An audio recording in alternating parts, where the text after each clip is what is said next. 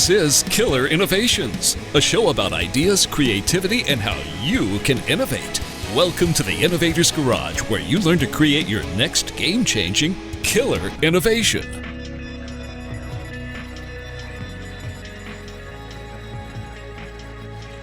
Hello, welcome to Killer Innovations. This is your host, Phil McKinney. We are here at the Consumer Electronics Show in Las Vegas, covering a wide range of new innovations coming in from all over the world.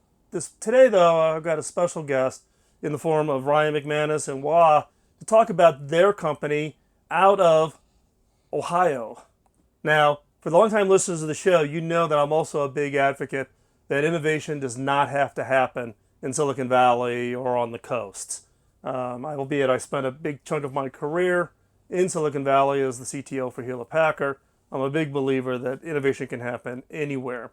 And actually, we've taken the bus all over the country. Most recently, we went to Paducah, Kentucky to interview a company there that's doing some pretty interesting things there on the innovation front. So in this case, what I'm interested in we've got kind of unique. We typically only have one guest we're interviewing, so we're going to do this as a three-way interview. Yeah. So I don't know who's going to kick this off or who's going to drive here, but give us a little bit of background on your company, on Share. So Ryan? Great. So Share, we're a microtransit company. We started 2.5 years ago, based in Columbus, Ohio, and we're here at CES because this is the biggest opportunity to attract global attention for the innovations that we've been creating. And so at a high level, what we do at Share is we work with businesses, schools, healthcare providers to provide a regular scheduled transportation service for the trips you take the most. And so over half of all passenger miles, somebody is going to work, school, or healthcare. And we saw a huge need in the market to fill a gap between what public transit offered and what ride-hailing services were doing, and it all hinged on trust. And so at Share, we use technology to build trust, and WA is trying to make us a great place to work. So why is trust so important in this situation? I mean, there's a certain level of trust that you have with an Uber or a Lyft because you're having a stranger, getting into a stranger's car, which I think is kind of funny because I was growing up as a kid. Your parents always told you never get in a car with a stranger, yet we now do it multiple times a day. So why is trust such an important element for what you guys are doing? Yeah, so trust is super important, especially if we're taking seniors or students to school. They might not have someone who's being a companion in the vehicle. So all of our drivers are W-2'd. We offer health care benefits as well to our drivers if they work over 30 hours a week. So we also do very rigorous background checks on our drivers as well. And then we also take it a little bit of a step further where during the interview process, we really get to know that driver to make sure that they're a good fit for our company as well. That's really important to us. And it's about the safety of the customers when it comes down to it. And that's why we take all those extra steps that Uber and Lyft might not take. So let's take a step back.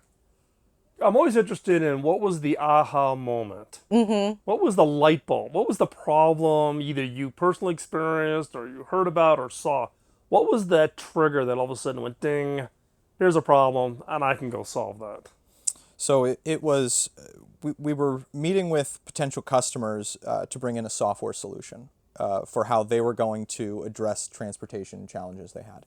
And what we heard was that nobody wanted to be in the transportation business. And so for us... just a necessary evil. Exactly.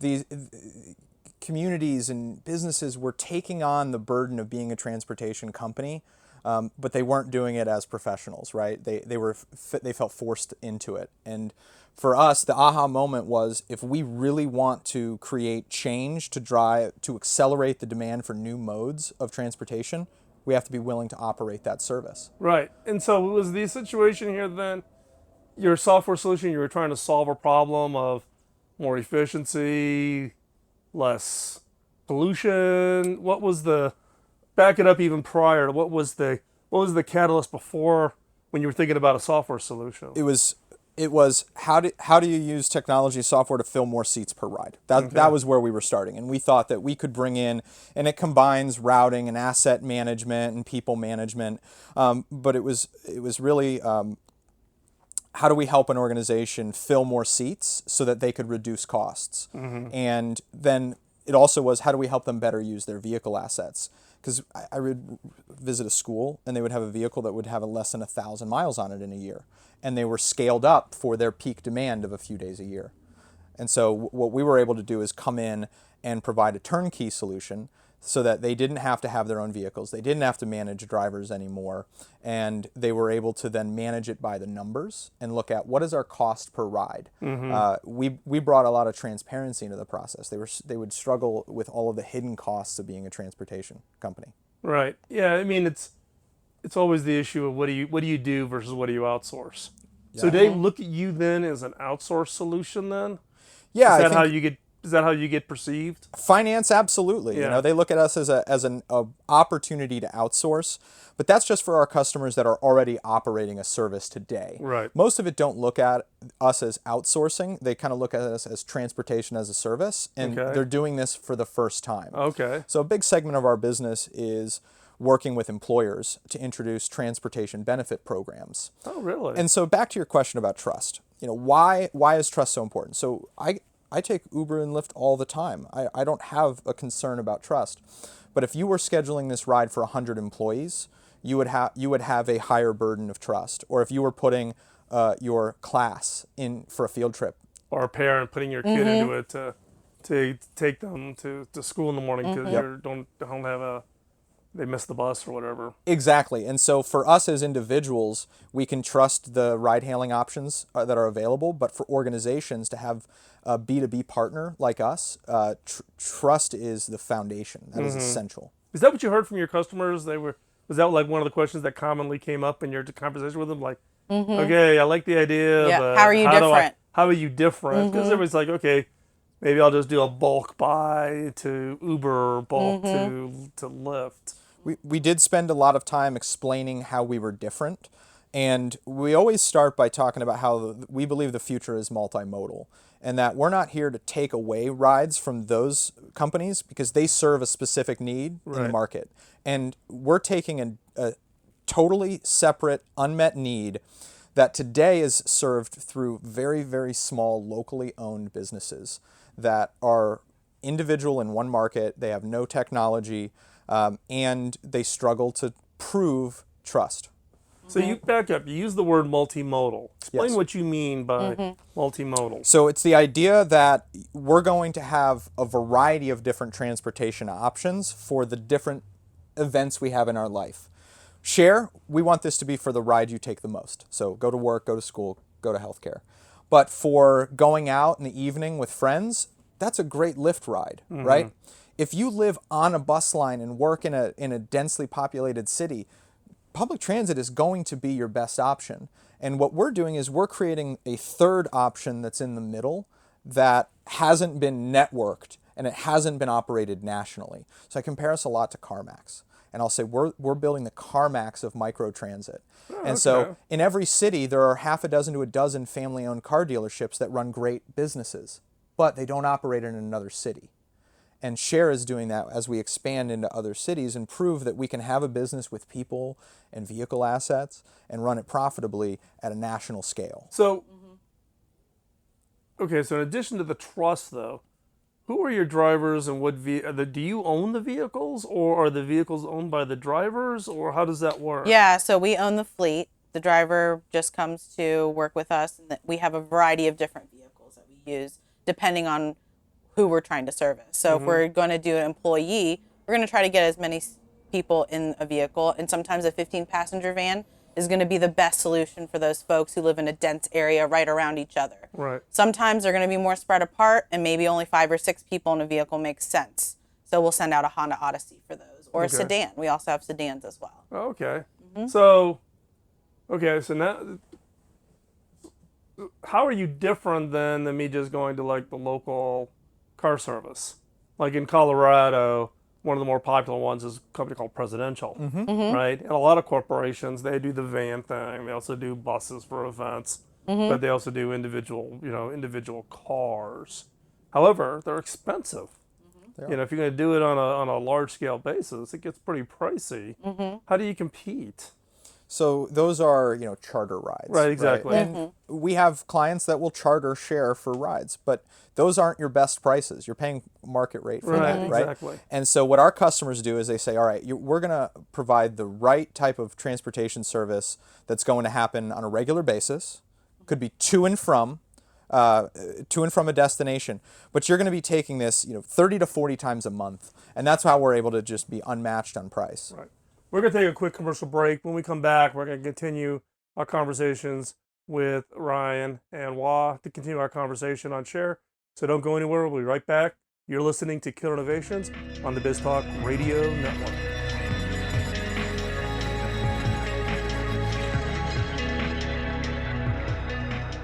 Welcome back to our conversation with Ryan and Wah talking about share.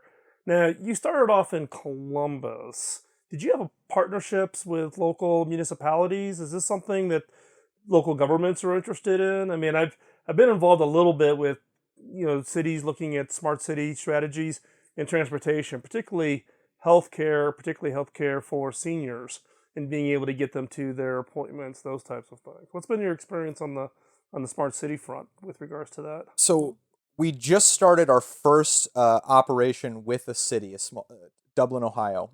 Just started. It's a service. I know where Dublin, Ohio Oh, is. nice. It's a great town, and they're trying to provide transportation options for seniors and the handicapped and disabled. And so we benefited greatly from Columbus being the winner of the US DOT Smart City Challenge in 2016. Same year we were founded, same week we started the company and got our first investment. The announcement about Columbus's win was made. And so Columbus has been really supportive. It's created a great environment of change. But we didn't start out looking at government as our customers. And one of the primary reasons is around sustainability. That we saw how other microtransit companies in 2015 and 2016 had leaned on cities for funding. And they had used those dollars for a variety of things. And they didn't focus on ridership.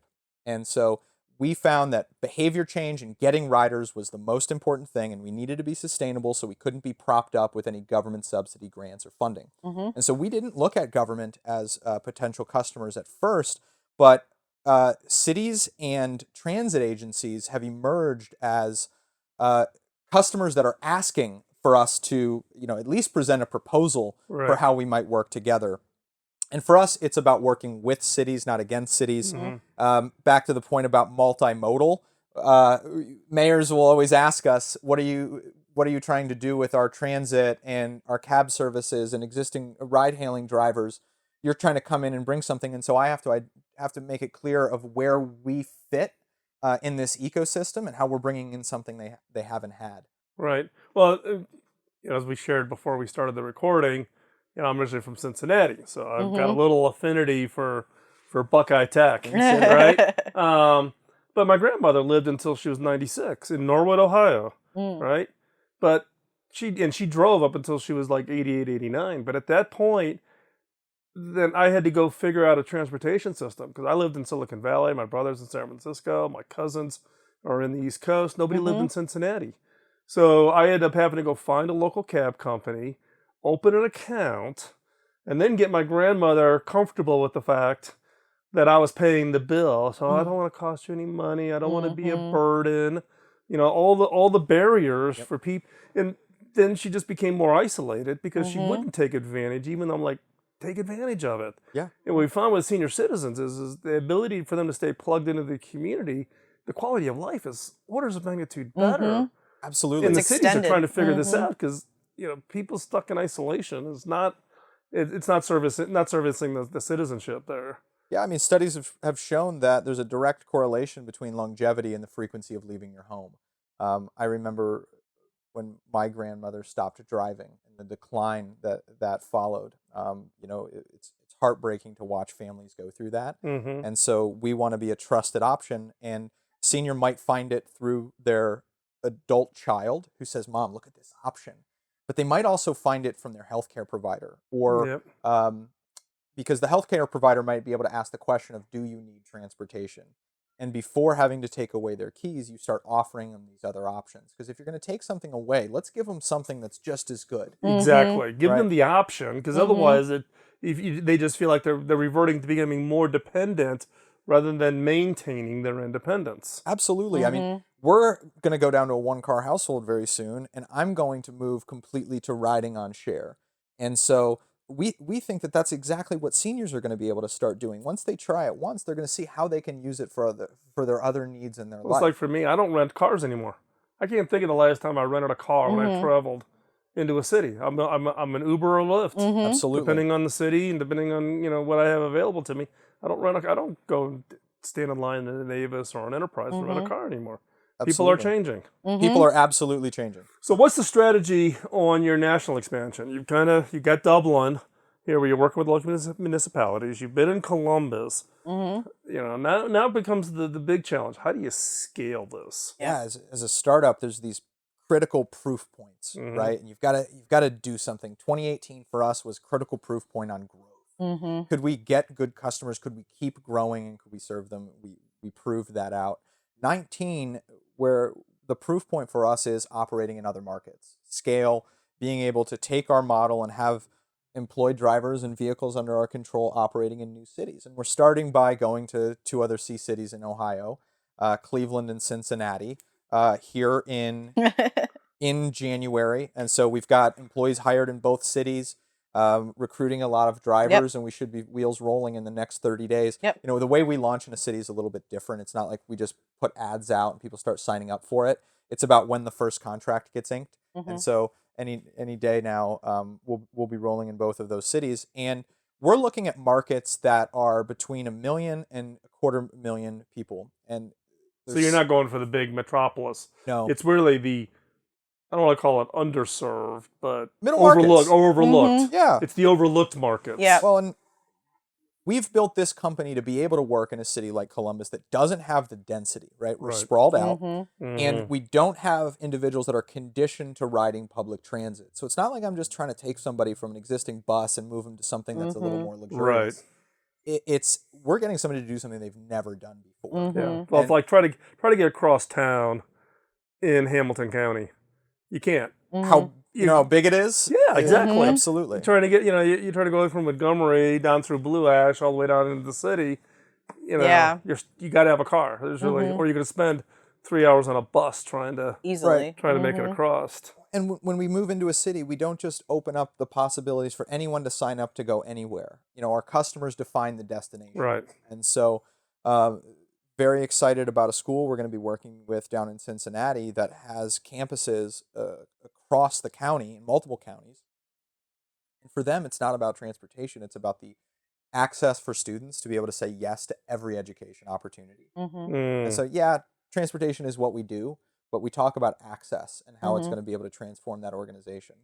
I want to get to at least 5 cities this year in 2019, probably a lot in the Midwest. But one of our goals for being at CES is to meet organizations that will bring us to a new city. So we've got a booth over in Eureka Park, real small in the back.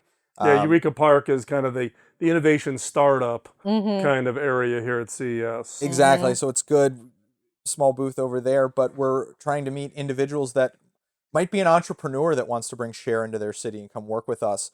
Could be some from a smart city team that's looking at microtransit options. Yep.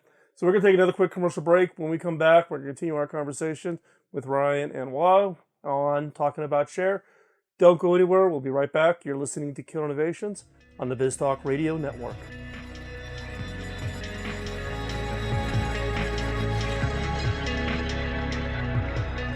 We're back here with Ryan and Wa at Share. In this, what I'd like to talk about is a little bit more about the company. One thing I'm always interested in, and the listeners are also interested in, is kind of the story about how it all came to be. Now, you also are a little bit unique in the fact that you are husband and wife, and both being the co-founders and actually being active in the business. I've shared on the show before many years ago about my own attempt to try to work with my wife in the business, and that was a total fail. Mm-hmm. And my wife would be the first one to admit it if you ever asked her the question about it. But, you know, so give us a little bit of background. The company started 2.5 years ago. Yeah. And how did it all come about? What was the kind of the Yeah. starting point? So when we first met, I came from a healthcare background. I worked at the James Cancer Hospital for 9 years in direct patient care. And when we first met, you know, Ryan had always expressed his entrepreneurial goals with me. And I knew nothing about that world. It was brand new to me. And I was like, that's interesting. That's something we could definitely explore. And then it came up, well, how do we work together? And so we started a marketing agency together in 2014 while I still worked my corporate job. So we could have healthcare benefits and a guaranteed paycheck and all that. My wife has carried the health benefits for our Yes. family for many years Yes. as a nurse. Yes. So, tell you. and it's great benefits when you work in healthcare, right? Great benefits. Yeah. So, you know, I was still working full time at the hospital, working part time at our marketing agency, and it went really well. We flowed together. Our communication was great. And then we started to think about, well, how do we do something that's for ourselves? So we're building together as, you know, partners, as a married couple. And it was just timing. The whole Jaguar Land Rover incubator came into play. And so you guys actually, did you apply for that? Yes. Okay. Yes, we It's a applied. I haven't actually engaged with them. Mm-hmm. They have a great reputation for having a well-run incubator. Yeah, it was Not all incubators are equal. Yes, totally. And it was a great experience for us to do it together. To go through the highest highs and the lowest lows of an incubator together. You know, when you walk in the first day and they kill your idea, you're like, oh my gosh, what am I supposed to do now, right? And to go through those steps to reinvent what your first idea was together, it builds togetherness, really. And so that was it was perfect timing. We had our second child. We were done having children, and it was time to break our addiction to my paycheck. And so I took the leap and quit this comfortable job of 9 years to move across the country. We drove to Portland, Oregon. Took us 5 days to get out there with our 2 kids. And that's just really where our journey began. And it has worked so well for us. It doesn't work for everybody, like you said. Mm-hmm. But, you know, at the end of the day, you just can't be scared when everyone else around you is saying yes, to be that one person of reason and say, nah, not a good idea. Kill it. Yeah. Wow. So you did you took, is that what the incubator was at? Was it In Portland, Oregon. Yeah, we drove from Columbus to Portland, Wow, Oregon with with two 2 kids. kids. 30 days notice. 30 days. We made the decision and packed up and left and Sold a house and had to get out of there. Wow. Yeah. That's jumping into the deep end of the pool. Yes. Really quick. And so you went through the incubator. Now you come out of the incubator. What was the steps then? Did you raise money right at that point, or? we had raised a little bit of money coming out of the incubator, really small kind of continuation of our concept round. And we told our investors we wanted to pivot. So that always goes over well. absolutely. I'm an angel investor, so I'm usually the guy that gets the message from the CEOs when they want to pivot. You know, the whole strategy. You know, and angel investors can run the gamut of like, I love the tech to I love the team. And we were really lucky. Always vote on the team.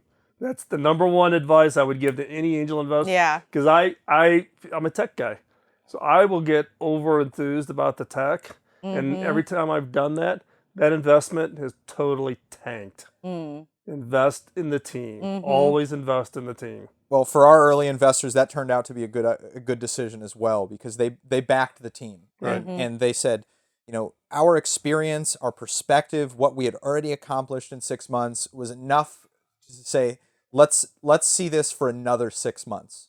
So we basically were given another 6 months of runway, and we found ourselves into another incubator. The second incubator. Yep. It was an accelerator. Accelerator. Which one was that? It was the Singularity University Smart City Accelerator. Okay. Happened to be based in Columbus, Ohio. Yep. So Columbus attracted this there, and we were lucky enough to get invited to be in that program. And that was when we made the decision to get our first 2 vehicles. Yep. Amazing. So another question I would always like to ask, right? So you've been around for 2.5 years. You've kind of gone through it sounds like you've gone through the highs and the lows. It actually probably works because both of you being in the business, you can empathize on both sides. Absolutely, right? yeah. And with different perspectives, It's right? huge. I don't have a heavy burden of having to come home and have a tough conversation because she was there in that meeting. Yeah. Yep. So, but if you look back now, okay, you're got some success. You're now looking at this expansion. You're getting some good traction. If you took everything you've learned over the 2.5 years and you could have your magic time machine and go back 2.5 years and give yourself 1 or 2 pieces of advice, what would be that advice you would give yourself? Something you wish you knew at the start of this, having gone through the whole experience. Maybe one from each, because I think I'll get. Yeah. I'm going to first? get 2 different answers. I know this. Definitely. So I think if I could go back and do it differently, what I would do is I would have more clear roles and responsibilities for each of us. And this is your side and this is my side. Because in the beginning, I would say at least for like the first 1.5 years, it was we all do everything, right? And so there'd be times where I was asking her to help me on something, which took her away from bigger responsibilities. Instead of, if I was just said, no, I have to own everything, say for accounting, right? I have to own everything in accounting. I can't ask you for any help because you've got your side of the business. I think that would have helped you earlier on be able to focus, but you did a lot to help me early on. That's one of the things I would do different. I think for me, it would be recognizing that there is no such thing as this mythical work-life balance.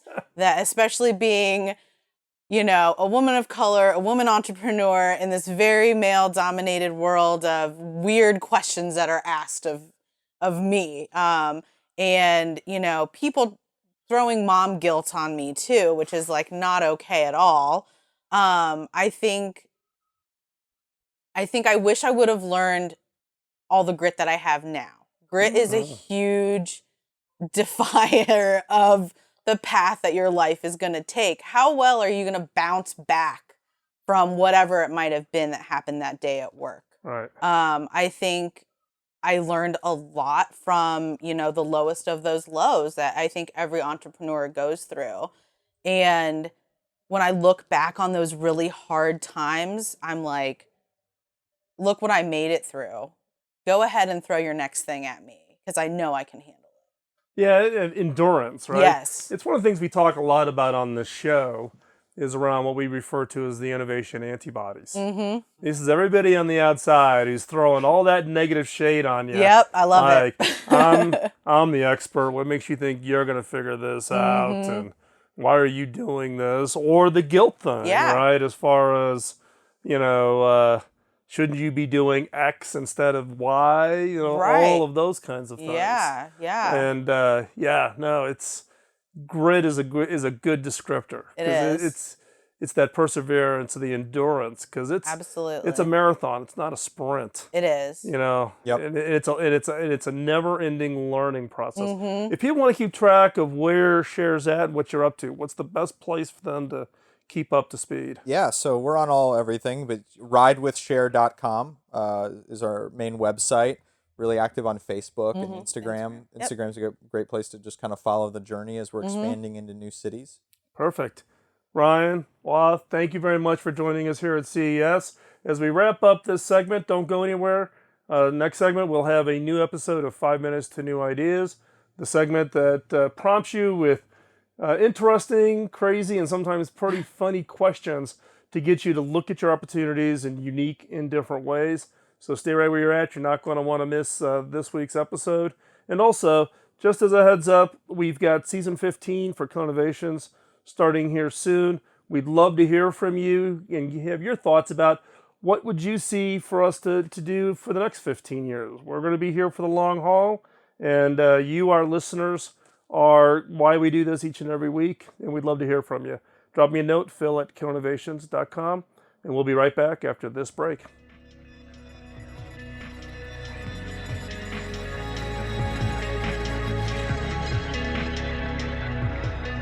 This segment of the show I call 5 Minutes to New Ideas. Designed for the creative mind looking for that next great idea. Each episode will challenge you to think differently about yourself and your business by asking unique, funny, and sometimes crazy questions. Get your notebook out and be ready to uncover that game-changing idea. Here is 5 minutes to new ideas.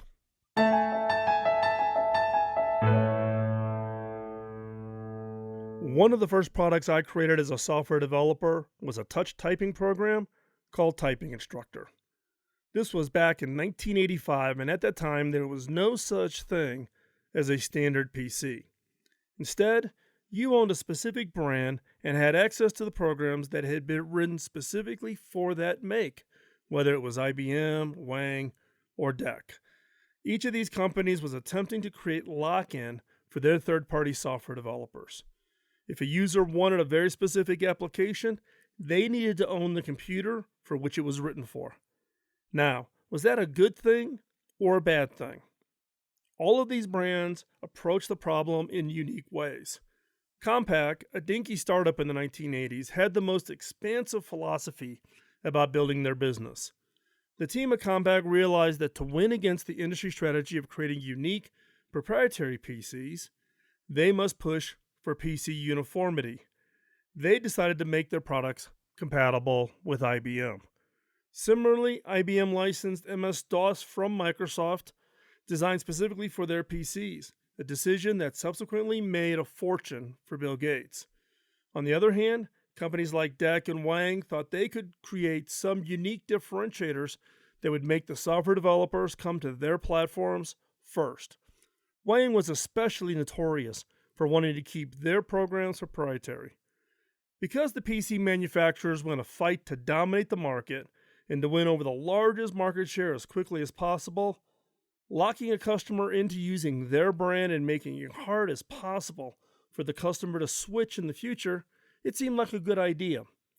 One of my first jobs in computing engineering was with a company called Individual Software. I was 24 at the time and married with a kid when Individual called me. I knew these guys, and I had faith that they were going to do interesting work and that it would be a good place to get in on the ground floor of a booming industry. I talked to my wife, we packed up our lives, and drove west to Silicon Valley. Individual had some ideas for programs, and one of the first they seemed to have a real potential was a simple program to teach touch typing. Think about it. Home PC use was exploding. Even if a user didn't need touch typing at work, they were soon going to be wanting it at home. My colleagues at Individual and I got together and started throwing around ideas. Once we decided what kind of program we wanted to write, the second question was, what PC were we going to write it for? This was in the early days of Silicon Valley. Individual was at the crucial phase of a young startup company. We had the resources to make one or two moves, and if these moves didn't work, we were going to be out of cash and out of luck. One of the biggest stumbling blocks was the fact that in the mid-'80s, there were easily a dozen different major PC manufacturers in widespread use. While each of these companies used the same OS, they all tweaked it by adding custom code to make it work with their hardware. Clearly, some of these PC companies were going to fail, but there was no guarantee about which company was going to win. Since each of these PCs required its own version of your program, how could you decide which one to write for? Individual needed to get products out to as many users as possible to survive, but any choice we made was automatically going to eliminate the majority of our potential customers. Writing an individual program for each operating system was not financially possible. We had limited research and development dollars to spend, and the future of our company was riding on making the best choice. So what do?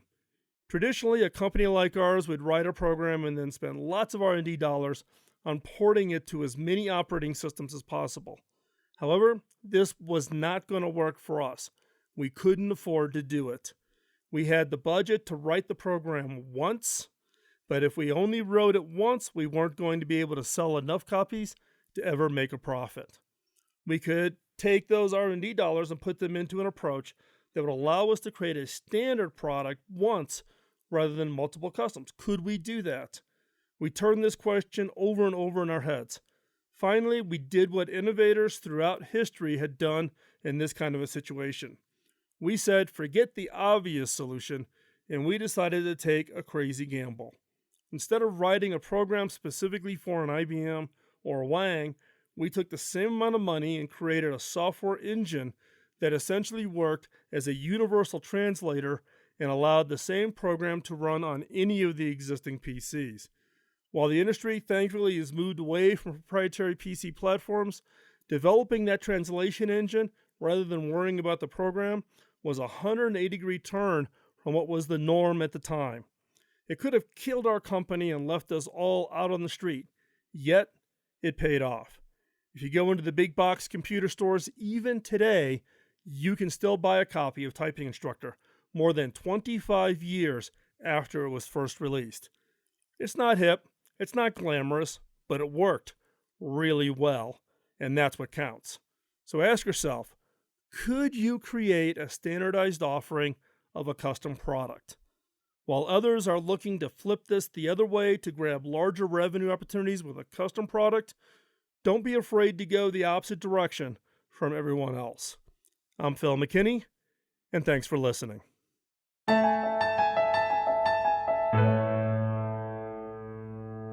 Thanks for taking the time out of your busy schedule to join in. If you have any comments or suggestions, drop me a note over at phil@killerinnovations.com. Now, the reason I've been doing this show since 2005 is to pay back my early mentor by paying it forward. My first mentor, Bob Davis, invested an immense amount of time in training and coaching me, which had a major impact on my career. When I went back and asked him how I could pay him back, he just laughed and said I couldn't. I had to pay it forward. If I could ask for a favor, could you help me pay it forward? How? 1, give us a rating wherever you get your podcasts, as that helps spread the word. And 2, by telling others about the show. This episode of Killer Innovations was produced by the Innovators Network. You can find the show notes and the entire show catalog over at killerinnovations.com. I'll talk to you next week. In the meantime, go out and change the world with your killer innovation. Bye-bye.